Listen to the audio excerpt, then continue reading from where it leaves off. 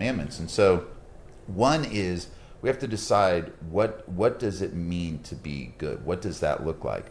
And two, going back to what we were talking about earlier, is if you start at the beginning of Scripture, one of the first human behaviors that's demonstrated is an unwillingness to take responsibility. Because in the story of the fall of Adam and Eve, when God confronts them immediately after, he starts with Adam, and Adam in turn looks to his wife and puts the blame on her. And then when God turns to Eve, she says, "The serpent deceived me." And it starts this thing that has penetrated through humanity, that we have such a difficult time taking responsibility for our own actions. But in reality, it's one of the most powerful things we can do.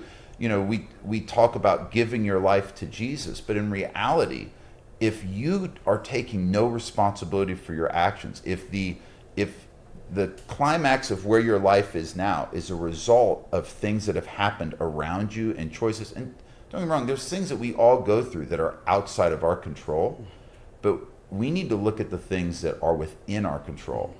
And those things are the things that can really change your life. And so then when we look at the world, it's easy for us to say, well, God, this is your fault.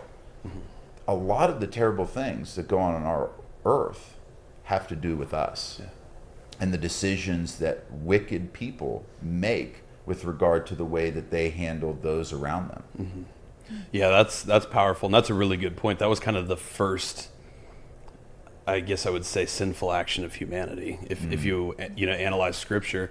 And what's crazy about that is, when I think about it, it's almost a bit of a logical fallacy to put the blame on God, because as we've already laid out, wherever the responsibility goes is wherever basically the power goes. So if we blame him for everything, then you would have to go downstream of that and expect him to fix everything, which most people who would blame him for everything would not go down that next path. So it creates a little bit of a logical fallacy.